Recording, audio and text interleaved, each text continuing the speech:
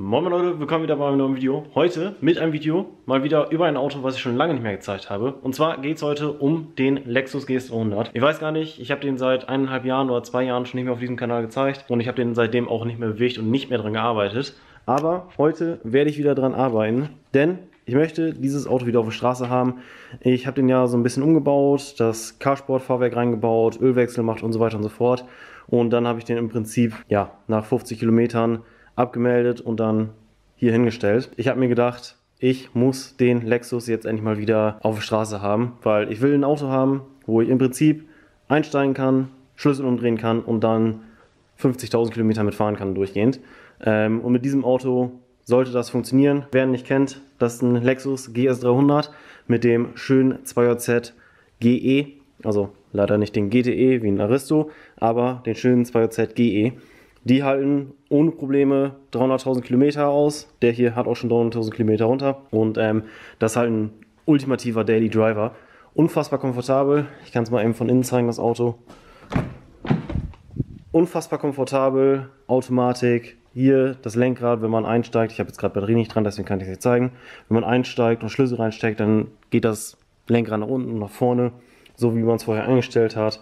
Ja, alles drum und dran von 1999 im Prinzip die Top-Klasse an Auto. Mein Daily Driver im Moment ist der RX8 und der MX5, also der Drift MX5, wo ich das Differential geschweißt habe. Und ich sage mal so, für den Winter ist jetzt so ein geschweißtes Differential nicht das Geilste, was man sich vorstellen kann. Aber heute werde ich beim Lexus hingehen und den im Prinzip wieder auf die Straße bringen. Für den TÜV ist soweit eigentlich alles fertig. Ich habe den ja hier hingestellt mit brandneuem Fahrwerk, brandneue Aufhängung ringsrum, alle Gummis sind neu, alle Reifen sind neu, Felgen sind neu und so weiter und so fort und einen neuen Ölwechsel. Aber da ich jetzt seit 2 Jahren nicht mehr gefahren bin, will ich das Motoröl einmal wechseln. Dafür habe ich hier alles da, Ölfilter und Öl. Das werde ich jetzt als erstes machen. Einmal Öl wechseln, währenddessen werde ich die Batterie da hinten aufladen, die irgendwo da hinten liegt. Und dann starte ich den Motor mal, gucken, ob der noch anspringen möchte und wie es dem so im Allgemeinen geht.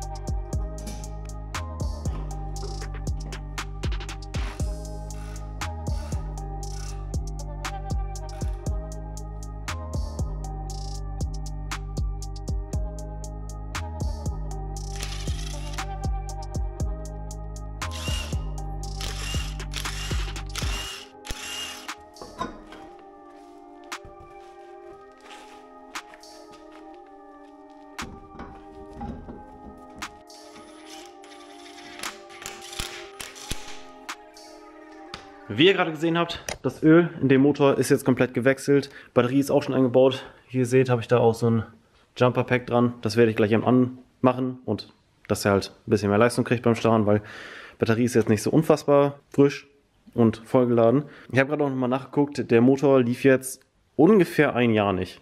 Also nicht 1,5 oder 2 Jahre, sondern ungefähr 1 Jahr nicht.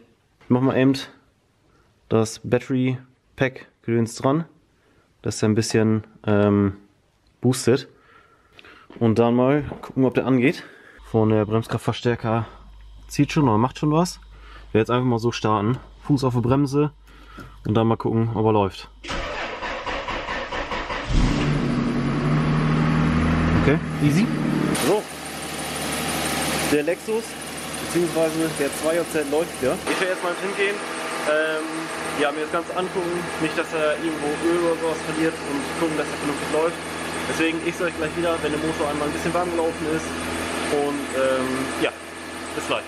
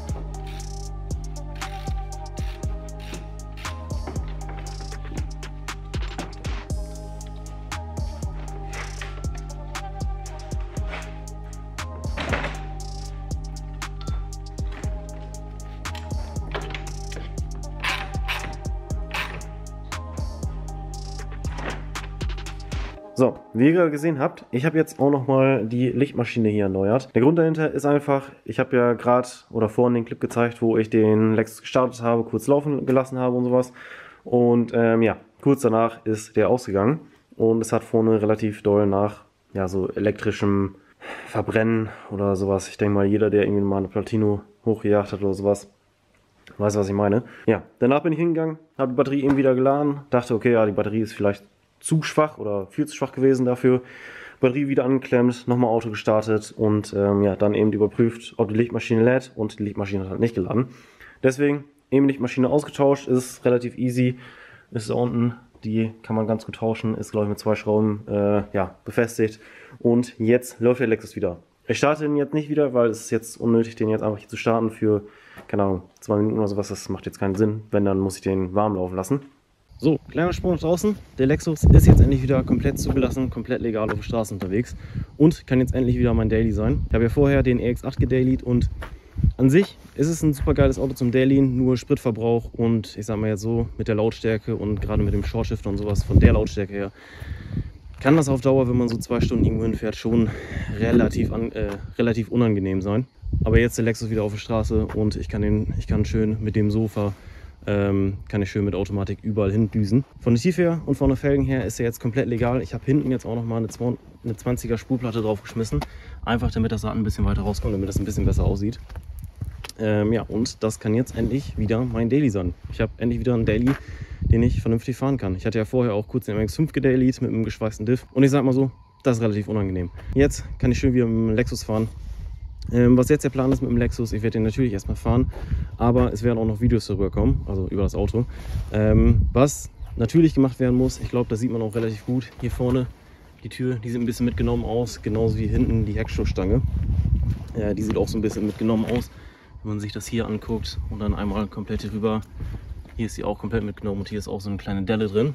Und das zieht sich im Prinzip einmal ums komplette Auto rum.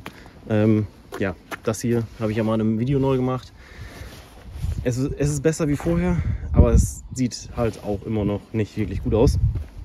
Und vorne die Motorhaube sieht auch, ich glaube, das sieht man von fern nicht, aber von nahem ist sie schon ganz schön mitgenommen. Und das Teil hier vorne, das ist auch ja, nicht so geil. Vorne die Stoßstange, die ist auch ein bisschen mitgenommen, gerade hier vorne da in der Ecke. Ja, ich werde den jetzt in der nächsten Zeit, keine Ahnung wann, also ich werde das höchstwahrscheinlich irgendwann mal dieses Jahr machen, werde ich den von außen und von innen, also von motortechnisch, werde ich den einmal komplett überholen und einmal vernünftig machen. Sprich, Tür austauschen, alle Dellen weg, hinten das lackieren, vorne das lackieren und den halt einfach wieder schön machen. Und dann im Motorraum werde ich einmal hingehen, ja, Zahnriemen wechseln und natürlich auch noch, was ich jetzt direkt auch wieder machen muss, die Traggelenke, weil die knacken schon bei mir. Die muss ich jetzt komplett tauschen und dann Motorraum, Zahnriemen und sowas, das will ich auch noch alles machen. Dazu gibt es jeweils Videos. Ich denke mal, ich werde mit den Sachen anfangen, die jetzt erstmal relativ früh gemacht werden, sprich die Traggelenke und natürlich der Zahnriemen. Das muss jetzt mal irgendwann in nächster Zeit passieren und dann die optischen Mängel und sowas, das werde ich irgendwann mal in Zukunft machen, also dieses Jahr, nächstes Jahr oder sowas. Ja, da werden irgendwann mal Videos drüber kommen. Ich weiß nicht genau wann, ich will jetzt erstmal das Auto fahren und als Daily benutzen. Ist jetzt gerade auch mein einziger Daily, weil der EX8 ist auch gerade im Umbau, der Drift MX5 ist im Umbau und ja, der andere MX5. Ihr wisst, wie er aussieht.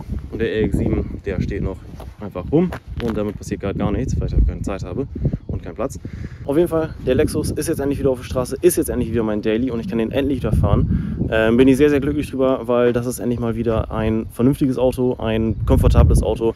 Frisst zwar ein bisschen Sprit und hat zwar ein paar Probleme mit den Traggelenken, aber ich sag mal so, ist endlich wieder ein vernünftiger Daily, ein angenehmer Daily und ein Daily, womit ich auch einfach mal, keine Ahnung, nach Österreich fahren kann.